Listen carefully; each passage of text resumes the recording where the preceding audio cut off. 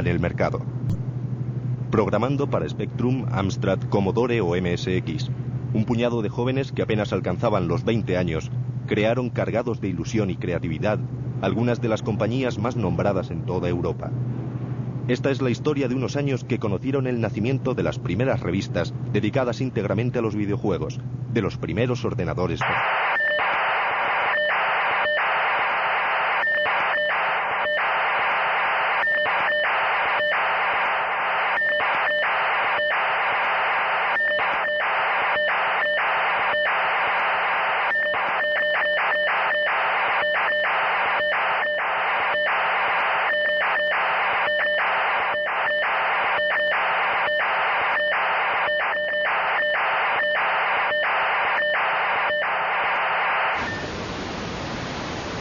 En este año, el número de usuarios que poseían un microordenador en su hogar era lo suficientemente elevado para que naciera una industria del entretenimiento electrónico orientada a las máquinas de 8 bits. Por primera vez, no era necesario entrar en un salón recreativo para disfrutar de un videojuego. Los programadores españoles desempeñaron un papel relevante en la creación de los primeros títulos, gracias a una mezcla de curiosidad, técnica y originalidad, hasta el punto que España se situó como el segundo país europeo en producción. Con un límite de memoria que oscilaba entre los 48 y 64K, lo que hoy ocupa un documento de 2 páginas en Word, se realizó el primer juego con scroll de pantalla, con gráficos vectoriales, y se establecieron las bases de los géneros que conocemos actualmente: arcade, aventuras gráficas, plataformas, simuladores, hasta el Street Poker. Dos de las primeras compañías nacionales dedicadas profesionalmente al desarrollo de videojuegos fueron Made in Spain y Opera.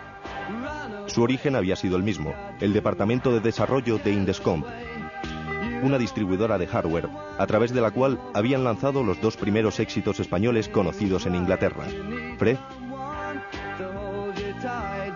y La Pulga.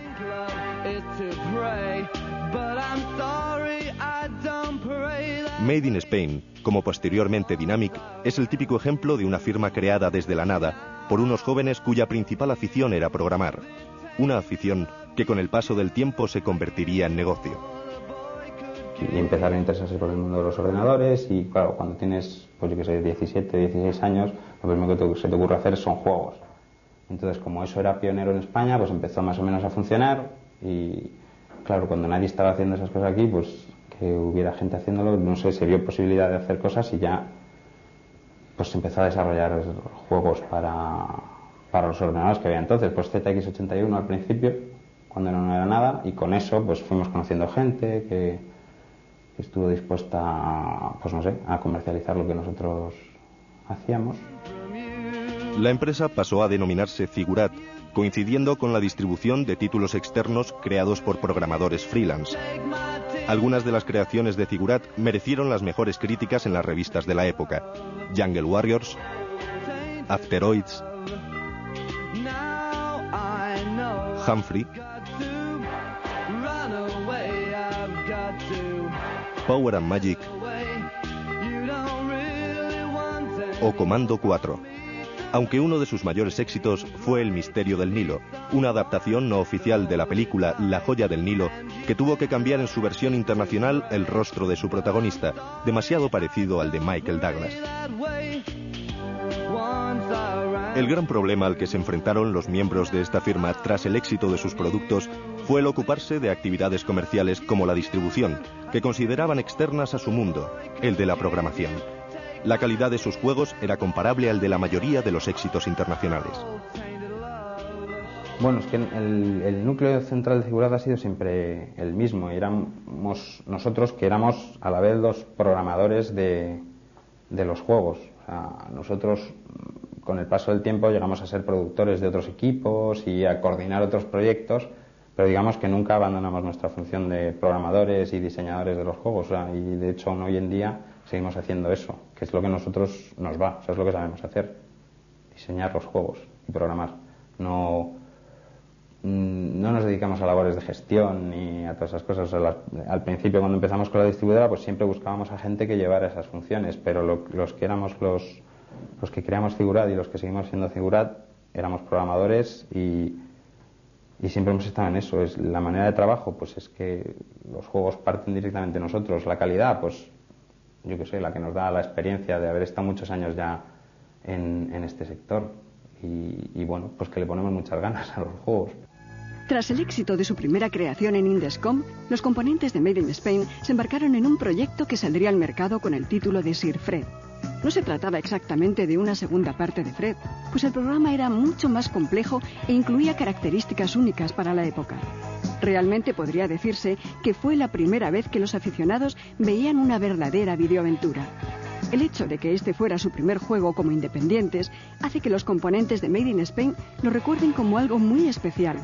Y más que por el reconocimiento definitivo que consiguieron en el mercado, por el ingente trabajo, casi faraónico, que supuso su realización. Sir Fred consiguió llevar a ordenadores de 48K todo un universo medieval con un protagonista hiperactivo, que corría, nadaba, disparaba, escalaba o medía su espada con los malvados de turno. La respuesta del público fue tan positiva que pronto tuvieron que plantearse ampliar sus actividades y crecer como empresa, lo que les supuso compaginar su trabajo como programadores con labores comerciales. Ahí es cuando empiezas a intentar buscarte la vida para vender las cosas por tu cuenta, pues montas productoras, distribuidoras, todo el día colgado del teléfono para intentar conseguir puntos de venta. Bueno, locura. Fue una etapa que duró pues un par de años o 3 hasta el Misterio del Nilo, que es cuando ya decidimos pues buscar una distribuidora seria que nos llevara el tema, porque nosotros no dábamos abasto. Y entonces cuando entramos con Herbe. En 1985, los consumidores podían elegir entre 4 tipos de ordenadores de 8 bits incompatibles entre sí. Las 2 compañías que más unidades vendieron en España fueron Sinclair y Amstrad, con sus modelos Spectrum y CPC respectivamente. Ambos contaban con un procesador Z80 y en sus primeros modelos el almacenamiento de datos se realizaba en cassette. El Spectrum no incluía monitor, se conectaba directamente al televisor y era capaz de mostrar 8 colores simultáneos en pantalla. Este ordenador conoció varias versiones, en las que evolucionó desde 16K hasta las 128, llegando a contar con una unidad de disco de 3 pulgadas incluida en la carcasa. Su precio era considerable, rondaba las 50.000 pesetas, pero llegó a vender millones de unidades en toda Europa. Los modelos de Amstrad siguieron un proceso paralelo. Sus juegos eran más atractivos porque podían presentar hasta 32 colores simultáneos en pantalla a una resolución algo menor que el Spectrum.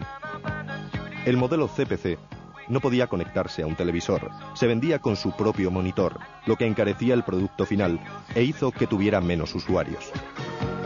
Raúl aún conserva varios modelos de 8 bits. A pesar de su juventud, colecciona estas viejas máquinas y las mantiene en perfecto estado, aunque sus programas grabados en cintas de sonido empiezan a fallar.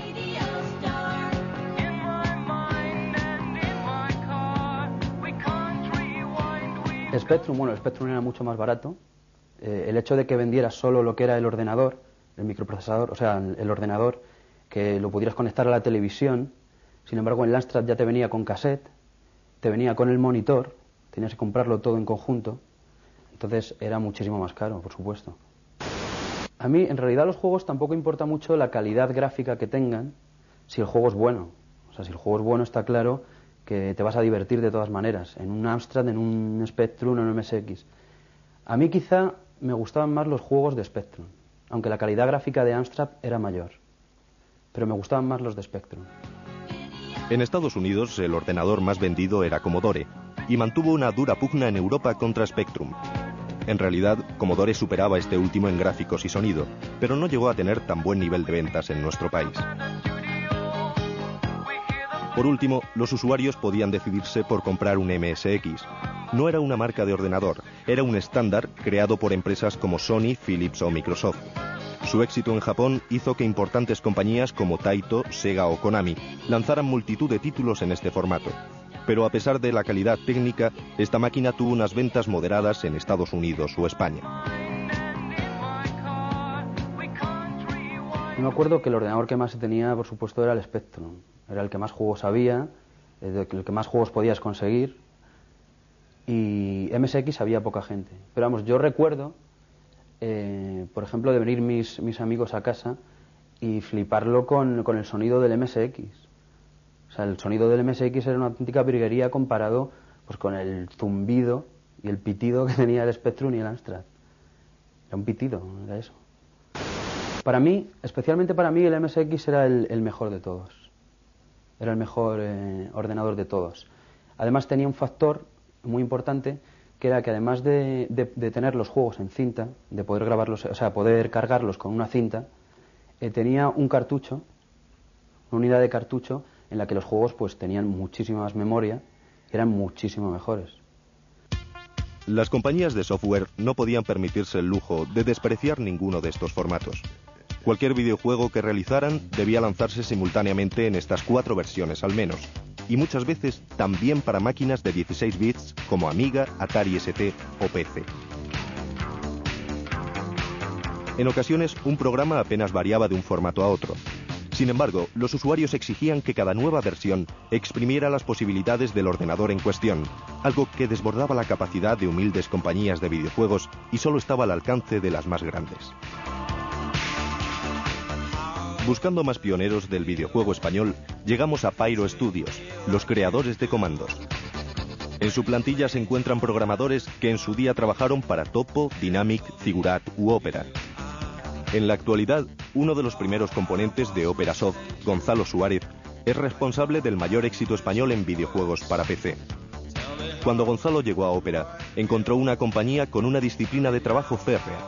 A pesar de haberse originado en Indescomp, al igual que Made in Spain, los componentes de Opera Soft establecieron un sistema de desarrollo profesional, planificando detalladamente todos los pasos de su acción comercial.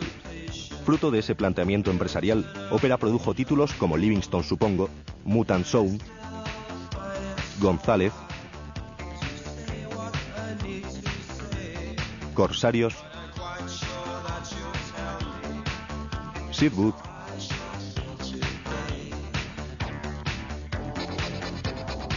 o Last Mission, demostrando su interés en no limitarse al mercado nacional, sino producir títulos fácilmente exportables. En principio era las primeras fórmulas de equipo para desarrollar juegos que existían, ¿no? No era tanto una fórmula de tengo un grafista y un programador a ver si hago un juego, ¿no? Sino un trabajo donde había código bastante conjuntado y había una disciplina de desarrollo. Los juegos españoles sí, eran juegos que cuanto menos estaban equiparables al nivel internacional. En tecnología nosotros tuvimos ofertas de irnos a Estados Unidos a trabajar, sí había una relación bastante fuerte con los juegos. También depende de quién hablemos. O sea, estamos hablando de Dynamic, de Opera, de Made in Spain. Lógicamente luego había otras casas más flotantes, bueno, Topo también, ¿no? Que tenían un nivel más bajo, ¿no? Pero las 4 o 5 estas tenían un nivel suficiente como para cotejarse, ¿no? Sin duda alguna, el programa más recordado de Opera es una aventura gráfica que cautivó a los aficionados, basado en la obra de Umberto Eco, El nombre de la rosa. Las negociaciones con el autor italiano para hacerse con la licencia oficial no llegaron a buen término, lo que provocó que el juego saliera a la venta con el título ya clásico de La Abadía del Crimen. Creada por Juanjo Menéndez, un programador llegado de la empresa Figurat, La Abadía supuso un salto casi impensable para la época en cuanto a realización técnica. Los personajes son reconocibles por sus facciones. El escenario cuenta con diseños arquitectónicos sorprendentes. Sin embargo, el gran mérito de esta obra es el trabajo de ambientación que rodea la historia creada por Eco, lo que causó la adicción de numerosos jugadores. Si bien cuando salió al mercado La Abadía tuvo una modesta acogida, hoy por hoy es reconocida internacionalmente como uno de los 5 mejores juegos realizados en 8 bits.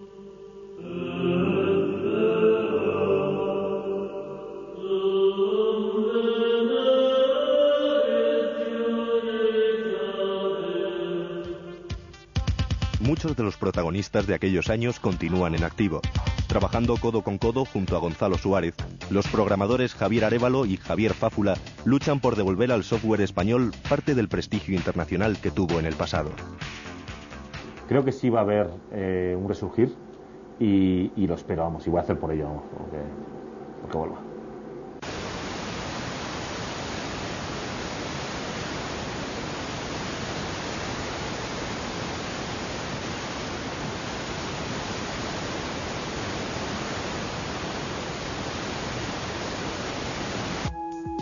Las primeras revistas dedicadas al mundo de la informática eran publicaciones muy técnicas, orientadas a la programación y sin páginas en color. Coincidiendo con la llegada a España de microordenadores como Spectrum o Amstrad y sus primeros juegos, se crean dos revistas revolucionarias para el sector a nivel europeo, Microhobby y Micromanía.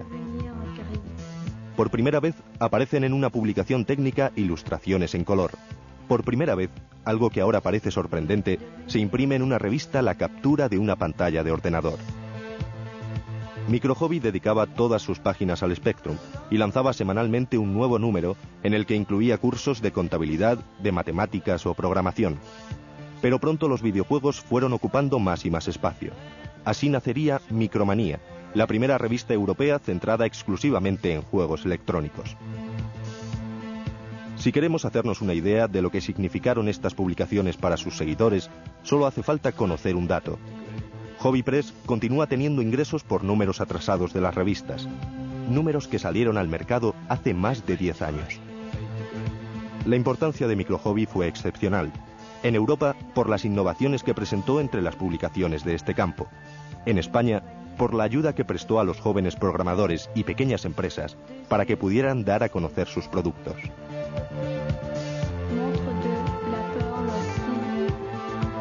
Los primeros años lo que hacíamos era que dentro de la revista aparecían los listados que la gente copiaba, los tecleaba. Había listados en BASIC y había listados en código máquina. Y tú cogías el listado, lo copiabas y tenías el programa. Y nadie se le ocurría, pues a lo mejor sí, algunos lo grababan en cinta y tal, pero mucha gente lo copiaba, jugaba y luego ya lo borraba. Y cuando quería jugar otra vez lo volvía a copiar. Eran juegos muy simples, como te puedes imaginar.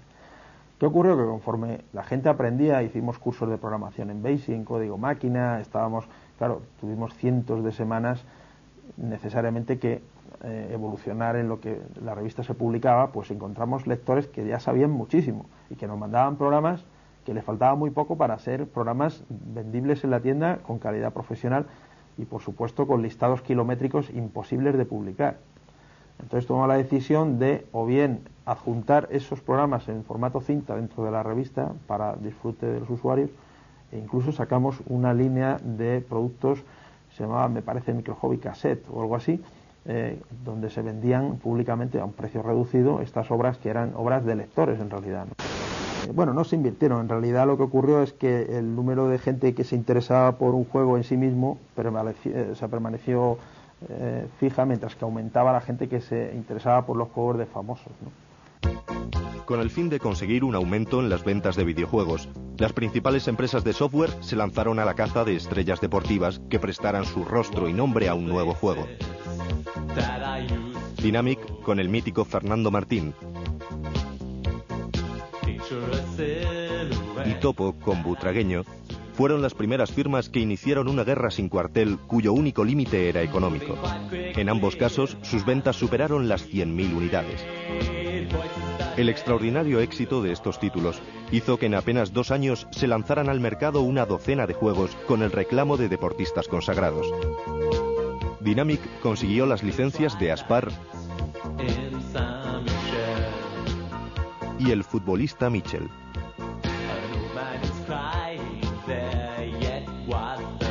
Topo replicó con Perico Delgado, Drazen Petrovic y una segunda parte de Butragueño. Figurat no se quedó atrás y realizó importantes lanzamientos como Emilio Sánchez Vicario o Sito Pons. Es un juego al que nosotros entramos al final porque no quedaba más remedio, pero es un tema, por nuestra evolución posterior, se ha visto que a nosotros es una cosa en la que no estábamos muy cómodos, que es en vender los juegos a través de marketing y promoción. Nosotros nos han estado siempre, pues, que los juegos se vendieran por sí mismos, o sea, porque el juego tuviera calidad. Y hemos intentado siempre hacer juegos de calidad. Lo que pasa es que llegó un momento en que un nombre, una licencia, una marca para vender un juego automáticamente duplicaba o triplicaba las ventas de cualquier producto.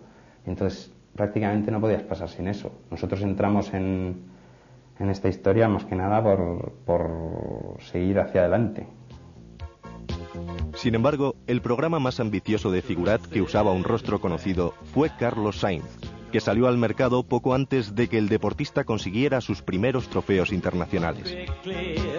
Hace mucho, entonces no se había conseguido mucho lo que hoy en día se puede conseguir, y de hecho hay juegos de rallies más actuales que aquel, pero aquel fue un poco el pionero de lo que podría ser hoy en día los juegos actuales de rallies. El mercado pedía más licencias. Las firmas de software dedicaban enormes cantidades para conseguirlas, y Opera presentó Ángel Nieto y Poli Díaz. En pocos meses era casi imposible contratar a un deportista que no hubiera firmado por prestar su imagen. Quizá fue esa la razón que llevó a la firma Iber a realizar un delirante videojuego titulado Sabrina. Todos estos juegos fueron anunciados, comentados y criticados en su día en las páginas de Microhobby. Tras 217 números, en enero de 1992, la revista desaparece. Nosotros tuvimos que cerrar Microhobby, muy a nuestro pesar, vendiendo todavía muchísimas revistas, pero lo que pasó es que ya no teníamos de qué hablar. O sea, es decir, el usuario de Spectrum resultaba que, bueno, estaba entusiasmado con su ordenador y, bueno, hasta cierto punto, mientras le funcionara y tuviera programas, pues no tenía ningún motivo para deshacerse de él, ¿no? Era una especie de cultura medio infantil, medio juvenil, y la gente se sentía identificada. Llegó un momento que no salían productos nuevos.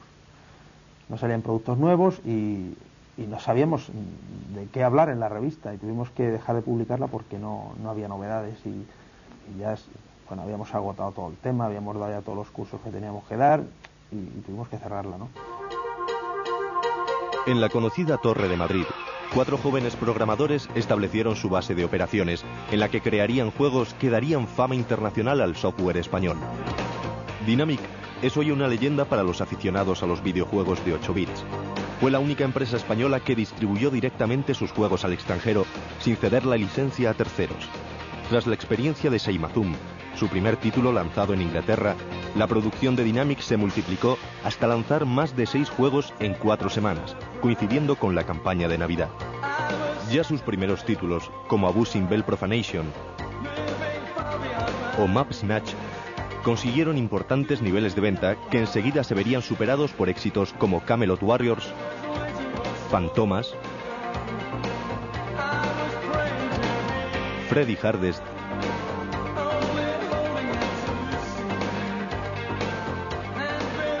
Game Over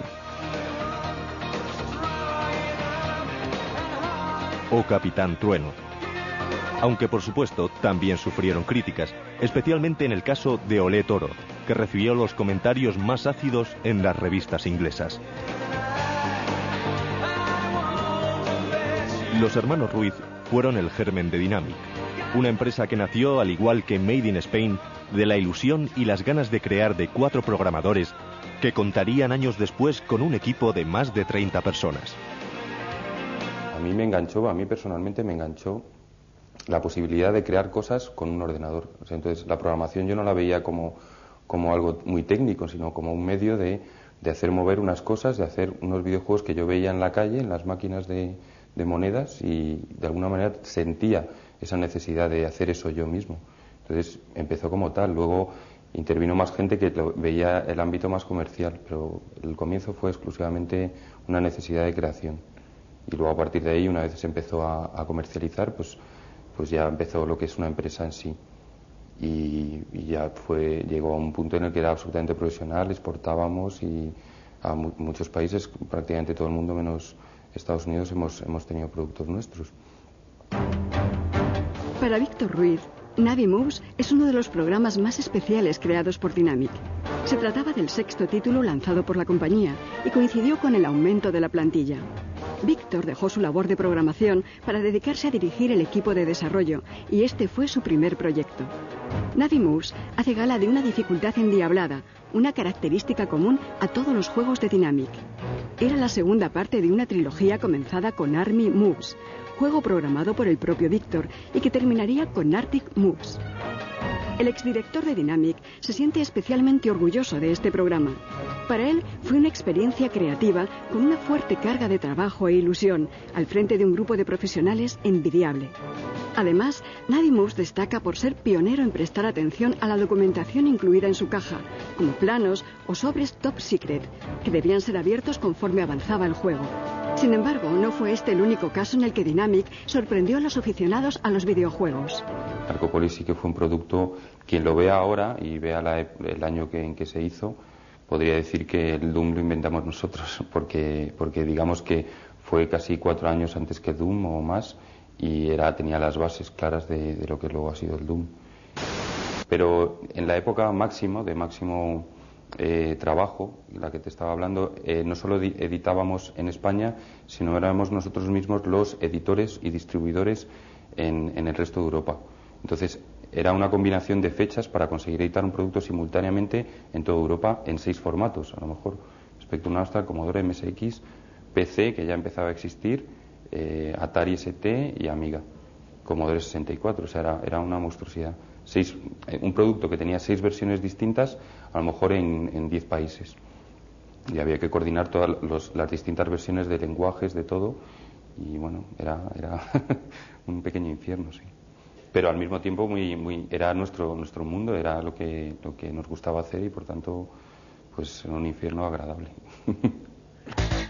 Isaac es un aficionado a los juegos clásicos de 8 bits. Habitualmente rescata alguno de sus títulos preferidos y recuerda las tardes ante su microordenador. Sin embargo, no conserva ninguna máquina de aquella época. En realidad no lo necesita, porque utiliza emuladores, programas que transforman su potente PC en un Spectrum de 48K o un Commodore 64. Internet ha hecho resurgir el interés de numerosos aficionados por el software de los años 80. Multitud de páginas alaban los buenos viejos tiempos, ofreciendo miles de juegos gratuitos imposibles de obtener de otro modo. Sin embargo, el emulador, normalmente gratuito, no solo permite cargar juegos de 8 bits, sino que ha sido programado para funcionar en todo como si nos encontráramos físicamente ante un microordenador. Un emulador es para poder cargar cualquier sistema. Bueno, puede ser una consola, un ordenador. Por ejemplo, yo en este PC puedo cargar un Macintosh, un Spectrum, un Atari, cualquier máquina, incluso la Nintendo 64, la PlayStation, que está generando bastantes debates legales sobre el tema, porque es que emula mejor los juegos que la propia consola.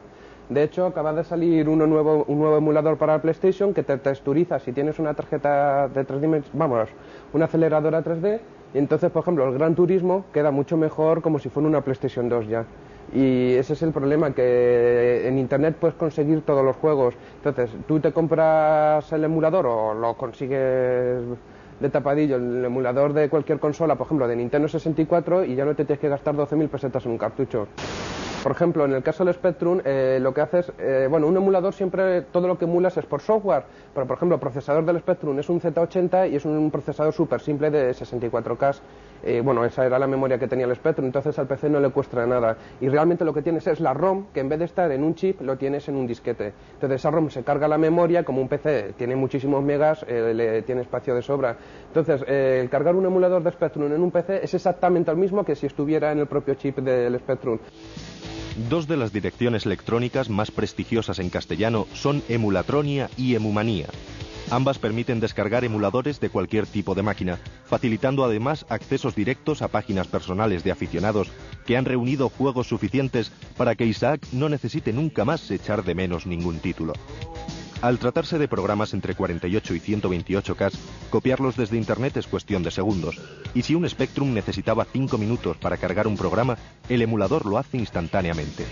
Hombre, la verdad es que molaba mucho cuando tenías un Spectrum, cargabas el videojuego y a la media hora pues se te reseteaba y tenías que volver a empezar de nuevo. Pero eso te hacía cultivar la paciencia, no como estos ordenadores que lo cargan todo en un momento.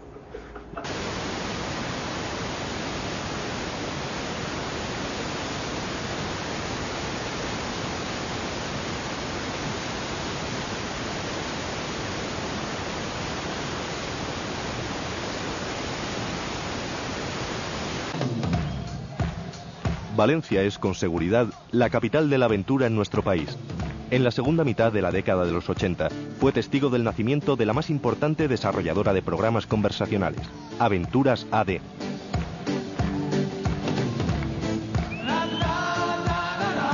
Este sello, capitaneado por Andrés Samudio, creaba en la ciudad del Turia títulos que serían distribuidos por Dynamic. La empresa de los hermanos Ruiz ya había lanzado juegos conversacionales como El Quijote,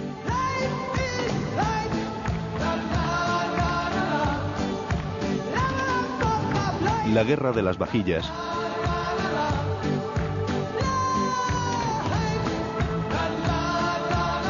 o Los Pájaros de Bangkok.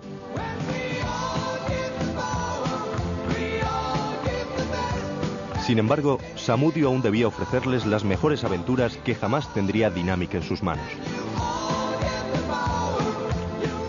Bueno, hablé con Microhobby en aquella época y en Microhobby me dijeron que la gente que más podía estar en el candelero en aquella época eran ellos.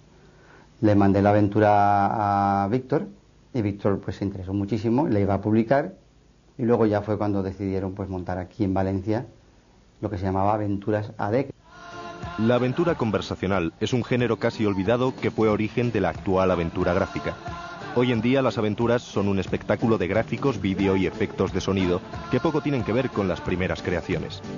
Las aventuras conversacionales, en oposición a los arcade o juegos de plataforma, exigían al jugador buscar una solución razonada a una serie de problemas dentro de una historia de ficción. En la mayoría de ellas los gráficos brillaban por su ausencia, pero páginas y páginas de texto hacían que el aficionado entrara de lleno en mundos imaginarios, siempre y cuando conociera el idioma inglés. Mirar, carromato. ¿Es esto? Porque no entiendo nada. Está en inglés. Y look, woman. Y hablar con mujer. La creación de estos juegos en castellano facilitó la expansión de este nuevo género. Dynamic lanzó los primeros títulos en nuestro idioma, consiguiendo que avanzar en una aventura conversacional como Jenz fuera mucho más fácil. Estoy en la frontera de lo real, ¿verdad? Ir adelante. Adelante. Eso es. No. Adelante. Esto es.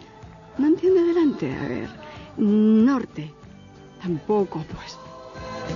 Títulos como El Jabato fascinaron a la legión de seguidores que pedían cada vez más aventuras, mientras seguían con avidez los artículos de Samudio en la revista Microhobby. Ahí fue lo que más me ha dado a mí, como si algo me quedó de aquello, ha sido estos años que estuve escribiendo para Microhobby. Estuve 3 años en Microhobby y en Micromanía. Y, bueno, pues, de gente, me permitía el gran placer de educar a un montón de gente muy inteligente a hacer cosas que hoy en día siguen haciendo.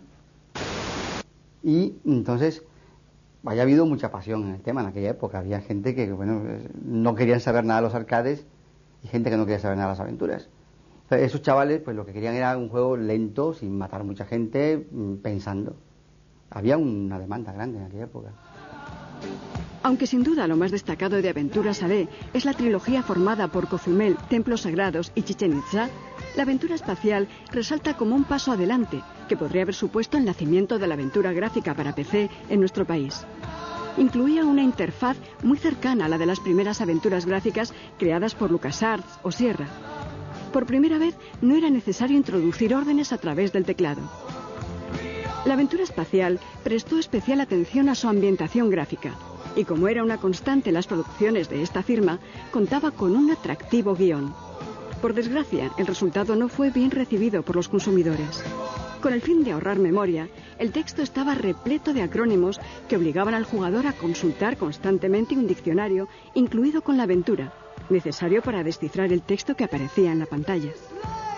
Tanto la aventura espacial como muchos otros programas conversacionales están presentes en la página de internet del CAAD, el Club de Aventuras AD. Con sede en Valencia, este club ha cumplido recientemente 10 años. Fundado por Juan José Muñoz, uno de los miembros de Aventuras AD, ha sido desde el principio un punto de encuentro obligado para todos los aficionados a la aventura gráfica. La estrecha relación entre este club y Aventuras AD hace que en su página web podamos encontrar todo tipo de información sobre esta última. Sin embargo, el CAAD también presta atención a las grandes aventuras en inglés, incluyendo soluciones, comentarios o entrevistas a sus autores. Los seguidores del CAD consultan en sus páginas los textos publicados por Andrés Samudio y muchos le piden que vuelva al mundo de los videojuegos y escriba nuevas aventuras aprovechando la potencia de los actuales PCs. Es lo que yo pienso hacer. Eso es lo que tengo en relación con las aventuras, nada más. Me presiona gente, me llaman algunas personas que vuelva a empezar, pero yo digo, vení, ¿cómo se empieza? Para empezar tenías que tener un grupo de gente fuerte y que esté dispuesto a aguantar 2 años en hacer una aventura y a perder dinero, ¿eh? Así de claro lo digo. A mí cuando me dicen, empiezas un guión, pero ¿qué guión voy a hacer? El guión está hecho. Coge cualquier libro y hazlo en aventura. Sin embargo, la aventura conversacional fue siempre un género minoritario. Excepto Dynamic, ninguna de las grandes firmas se atrevieron a lanzar este tipo de videojuegos.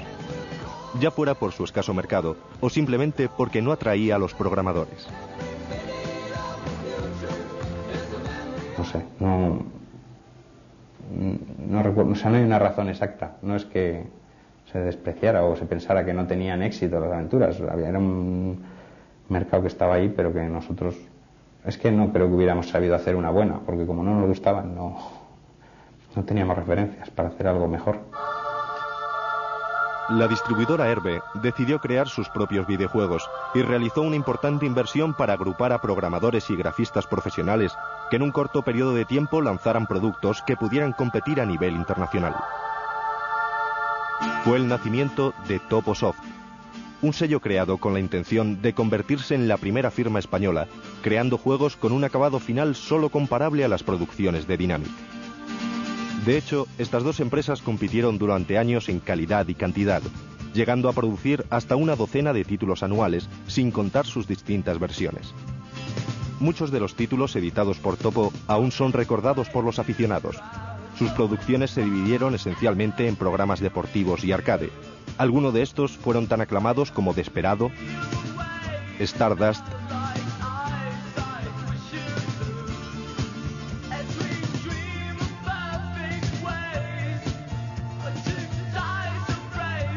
Silent Shadow,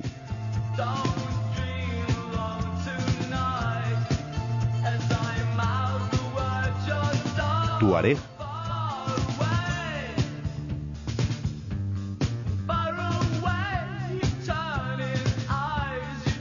Lorna,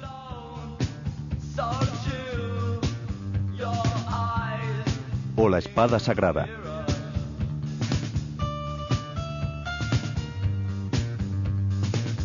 El director de Toposoft, Gabriel Nieto, conocía al detalle la situación del mercado. Su experiencia al frente de las revistas Micro Hobby y Micromanía le permitieron saber qué pedir a su equipo de profesionales para crear productos competitivos y por encima de la media nacional. Normalmente nuestra idea, o la idea en Topo, siempre fue la de sacar una serie de títulos que fueran muy competitivos, ¿no? Éramos un poco, pues, nuestros objetivos eran fundamentalmente comerciales. Lógicamente queríamos triunfar dentro y fuera de España y convertirnos en poco tiempo en la primera empresa de software de este país, ¿no? Entonces, bueno, ahí estaba nuestra idea floja con Dynamic, ¿no? Que por otra parte eran muy buenos amigos míos, pero de la época de las revistas, ¿no? Pero de hecho incluso les ayudé en los comienzos a Dynamic a salir adelante, pero bueno, llegó un momento en que yo estaba en Topo y ellos estaban en Dynamic y fuimos una fuerte competencia durante bastantes años. La mayoría de los programas de Topo tuvieron una aceptación excelente fuera de nuestras fronteras. Sin embargo, el título que les dio respaldo internacional fue una adaptación del clásico Pac-Man llamado Mad Mix Game. El trabajo de actualización de la máquina recreativa original fue sorprendente, hasta el punto de crear un producto que pronto hacía olvidar su relación con Pac-Man. Sus principales características no fueron técnicas. Como la mayoría de los éxitos españoles, su mayor virtud fue su originalidad y capacidad de adicción.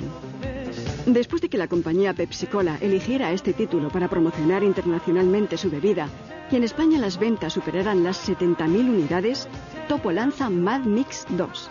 Oponiéndose al dicho, superó en todos los sentidos a su antecesor. Mejores gráficos sin visión isométrica, una animación depurada, mejor sonido, más pantallas y enemigos formaron un cóctel que aún hoy continúa siendo un clásico como muchos otros juegos españoles. Yo creo que no solamente el software español era bueno, sino que era muy original, ¿no? Nosotros intentamos hacer cosas nuevas, sacamos muchos títulos durante la existencia de Topo, pero igual que lo hacíamos nosotros, lo hacían las otras compañías. Dynamic sacó muchos títulos, buenos títulos, y el resto de las compañías, Opera sacó buenos títulos, todo el mundo sacó buenos títulos, ¿no? Entonces, además buenos títulos comparados con lo que se hacía fuera de España, yo creo que estamos a un nivel incluso en muchas ocasiones superior al de fuera de España. Otra historia era que sacar el producto fuera de tu mercado era difícil, complicado, estaba saturado el mercado inglés, sobre todo que era el que predominaba en Europa. Y era muy difícil colocar un título fuera de España, pero aún así la gente y los expertos en este tema de fuera de aquí reconocían que lo que es el trabajo que se estaba haciendo en España era bastante bueno. Una de las empresas con más peso dentro del mercado español de los videojuegos fue Herbe. Era la mayor distribuidora y lanzaba los principales títulos de las firmas más importantes del mundo, además de encargarse de la distribución en Europa de muchas casas de soft españolas. Sus orígenes se encuentran en la llegada a España de los ordenadores de 8 bits y la necesidad de distribuir los primeros juegos para estas máquinas. Les conocí, me presentaron sus productos, tenían productos de muy buenas compañías que acaban de salir y que eran importantes. Y bueno, empezamos a hablar de sus juegos en nuestras publicaciones. A partir de ese momento la carrera de Herbe fue vertiginosa, ¿no? Porque empezó a acaparar distribución, a acaparar mercado y se convirtió en el distribuidor más importante que había en este país. Y no solamente en este país, sino que a nivel de distribución era un distribuidor fuerte incluso en el resto de Europa. Pero ya te digo que la carrera fue un poco meteórica y que ni los propios fundadores de Herbe, Paco Pastor y Andrew Bagney, pues no se imaginaban un poco cuál iba a ser la explosión. A finales de los años 80, Paco Pastor, el director de Herbe, presiona a las empresas para que acepten bajar los precios de venta a 875 pesetas. Herbe convenció a las principales compañías extranjeras de que bajaran su cuota de ingresos en España para aumentar ventas y acabar con la piratería. El bajar el precio afectó a la venta de copias ilegales y apenas significó nada para las grandes empresas europeas, que podían permitirse reducir beneficios en el mercado español. Sin embargo, con esta acción, Herbe condenó a pequeñas distribuidoras y empresas de desarrollo que no pudieron soportar la bajada de precios. A nosotros, de luego, nos afectó mucho. Nosotros vivíamos apenas con sueldos medios bajos. O sea, yo cobré mucho más al salir de ópera que en ópera, y yo cobraba lo que todo el mundo, y a duras penas sobrevivimos, ¿no? En parte por eso empezamos a distribuirnos con Herbe. Sabíamos que nosotros, con las ventas que teníamos y con la baja de precios, no íbamos a poder sobrevivir. Entonces, pues hicimos un contrato con Herbe para la distribución de nuestros juegos y claro, aquello aumentó nuestras ventas muchísimo, pero claro, también cediendo otras cosas, que nosotros hasta ese momento habíamos tenido el control absoluto de todo y bueno, yo me lo guiso, yo me lo como, no.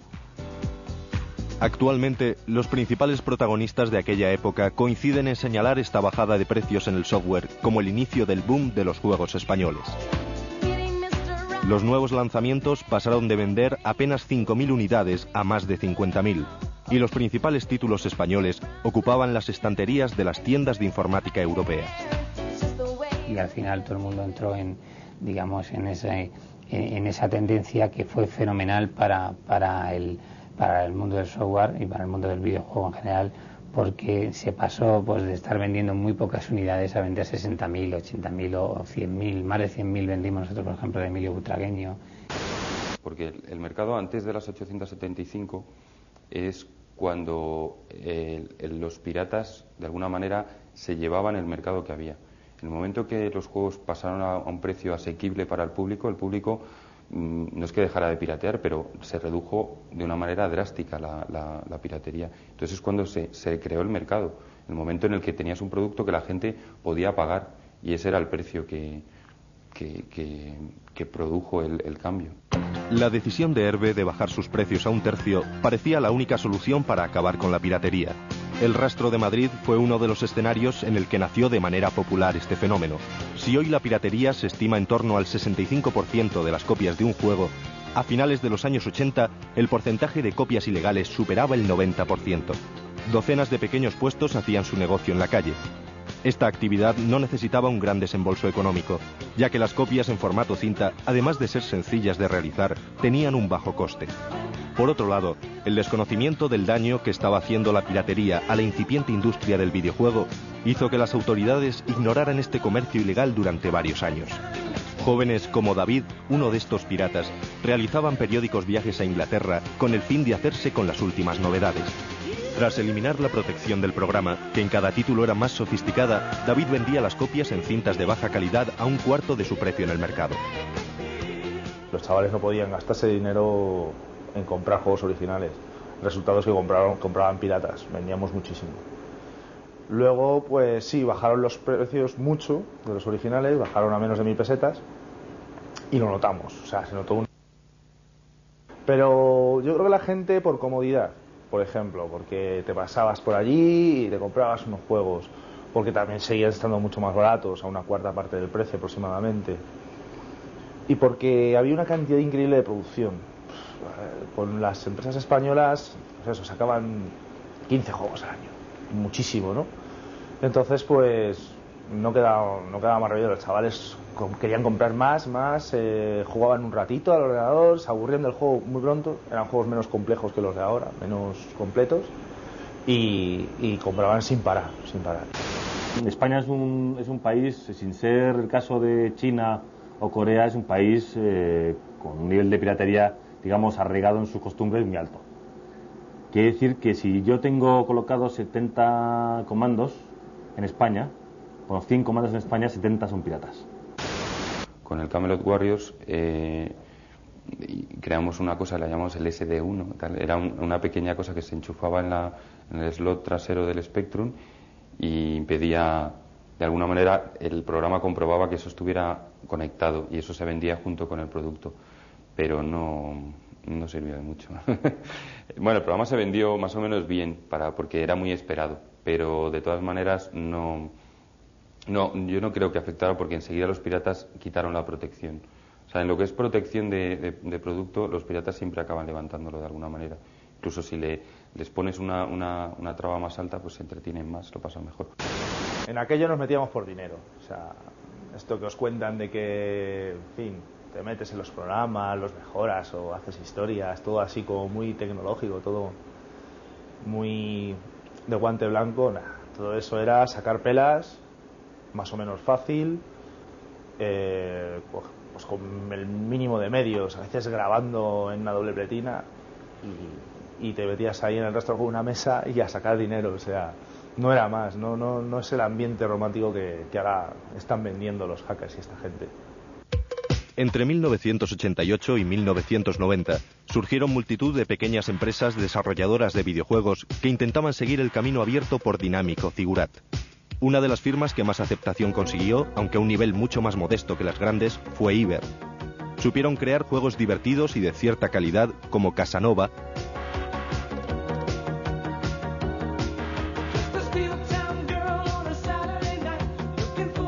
o Defcon 1. Que hacían gala de un gusto bastante dudoso, como Sabrina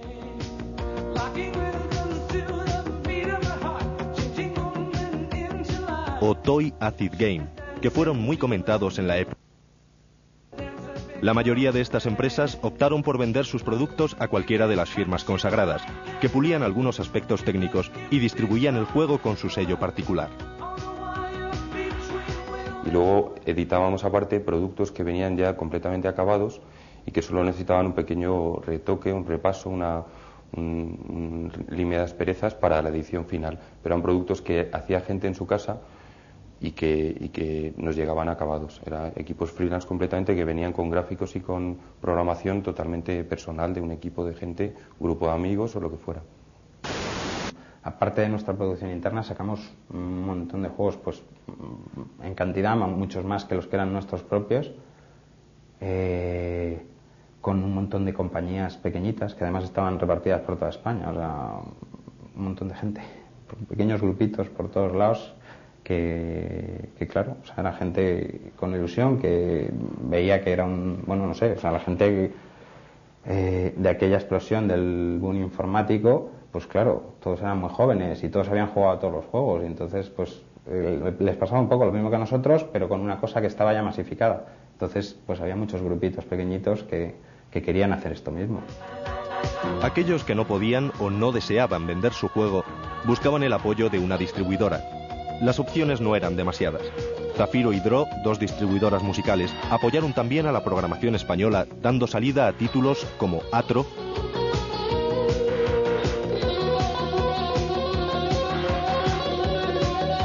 o Inhumanos, de Animagic.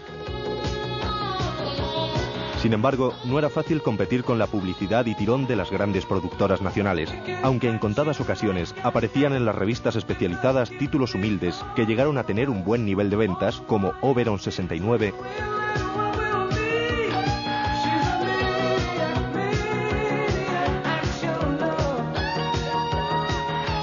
y Nuclear Bowls, de Diabolic,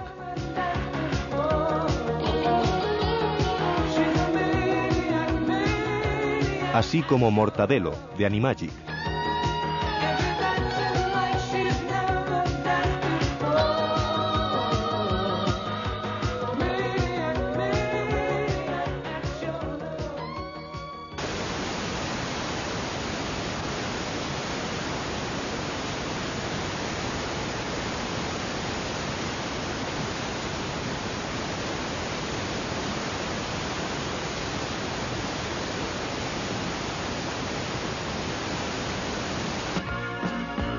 Una de las primeras empresas en comercializar PCs en nuestro país fue IBM. El modelo más avanzado a finales de los 80 era un ordenador 286 a una velocidad de 8 MHz y con una tarjeta gráfica de 16 colores. Su elevado precio, alrededor de 1 millón de pesetas, hacía imposible que este tipo de máquina pudiera estar en un hogar.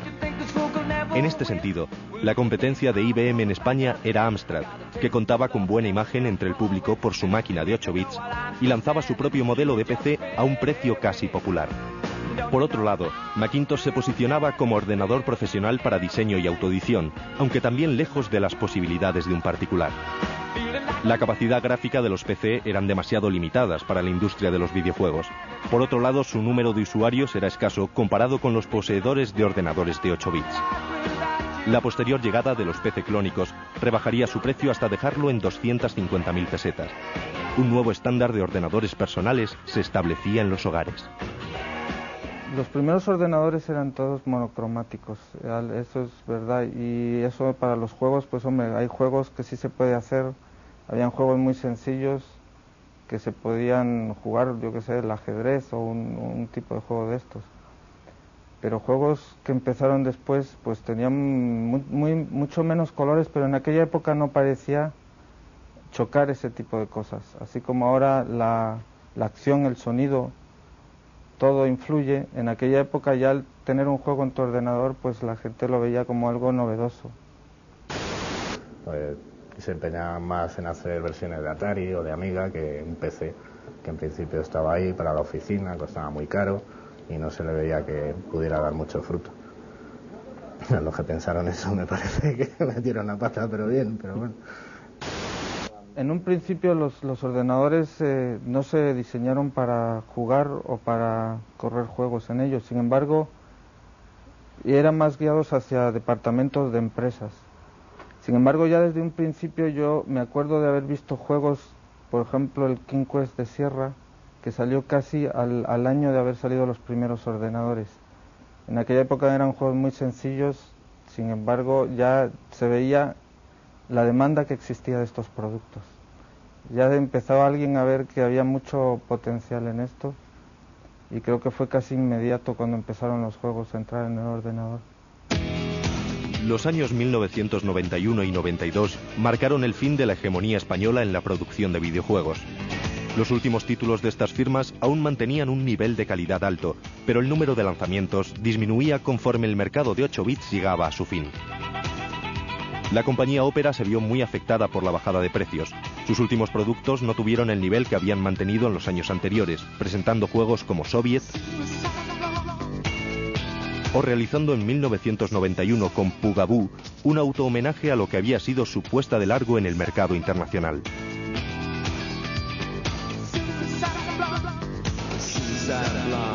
Por el contrario, Topo fue uno de los sellos que ofreció títulos competitivos hasta el último momento, como Zona Cero, basado en la película Tron,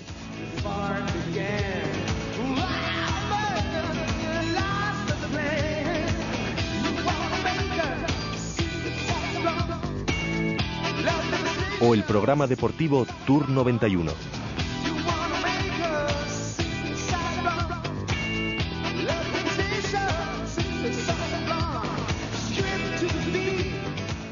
¿Qué ocurre? Que bueno, no se sabe un poco por dónde tirar, y como no se sabe por dónde tirar, surge ahí un vacío. Si a eso le añades que empiezan a aparecer en España en serio las primeras consolas, pues viene el problema. Es decir, la gente al final tira para PC, pero no está el PC todavía por aquel entonces, ahora sí, evidentemente, pero por aquel entonces no estaba preparado para ser la gran máquina de juegos que todo el mundo esperaba, y surgen las consolas. Aún sin el apoyo que había prestado Dynamic en años anteriores, Andrés Samudio continuó al frente de Aventuras AD, cuando ya las primeras aventuras gráficas tenían éxito en PC. La labor comenzada por esta empresa tendría que ser continuada por su club, el CAD, que aún mantiene en contacto a los seguidores de las aventuras conversacionales. De hecho, muchos de estos aficionados programan en la actualidad este tipo de juegos mientras recuerdan los títulos clásicos que lanzó Aventuras AD antes de su desaparición. Pero hubo gente que lo vio, que el tema no podía continuar mucho antes que yo. Si nosotros seguimos emperrados un poco, creo que los de Dynamic lo vieron primero, y muchas casas de software, no aventuras sino arcades, se dieron cuenta de que aquello no funcionaba y pararon producción. Nosotros seguimos. De hecho, seguí manteniéndola yo. Si ya no cobrábamos nada, yo dije, pues hombre, tenemos aventura, insistían que teníamos la sartén por el mango, y bueno, entonces yo de mi dinero ponía para hacer la aventura pensando en cobrarla después, cuando ya la fuente el grifo estaba cerrándose. En sus últimos meses de vida, Dynamic intentó lanzar títulos para máquinas de 16 bits o realizar versiones para recreativas de algunos de sus juegos, como Hammer Boy o After the War. En esos momentos, la desarrolladora de los hermanos Ruiz tenía la mente puesta en intentar buscar una salida a su situación. Una situación desesperada en la que se encontraban todas las empresas españolas y que provocó el nacimiento de Dynamic Multimedia. Sus últimos programas para ordenadores de 8 bits, algunos tan faltos de calidad o imaginación como Mega Phoenix, dejaban claro que Dynamic daba por perdido el mercado de los microordenadores. Bueno, esa digamos es la época previa al colapso, y realmente no se podía dedicar al desarrollo ni el tiempo ni el cuidado que requería. Entonces se buscaban productos que se podían desarrollar de una manera rápida para cubrir un plan de lanzamientos, pero no era lo mismo que en la época en que se tenía tiempo para desarrollar, gente de sobra, gente buena, y no, o sea, cuando un mercado desaparece, pues con la calidad de los productos de alguna manera pues se pierde. Los programadores de Figurat no se consideraban esclavos de un determinado mercado. Siempre pensaron que su trabajo, más allá de crear éxitos comerciales o distribuir en el extranjero, era crear entretenimiento de calidad. Por eso, el hecho de saltar de juegos de 48K a máquinas recreativas no les supuso mayor problema. Sus últimos títulos para Spectrum o Amstrad mostraban una tendencia a crear programas cuya idea pudiera ser trasladada a salones recreativos, como Piso Cero o Kong's Revenge, basado en el clásico de Nintendo.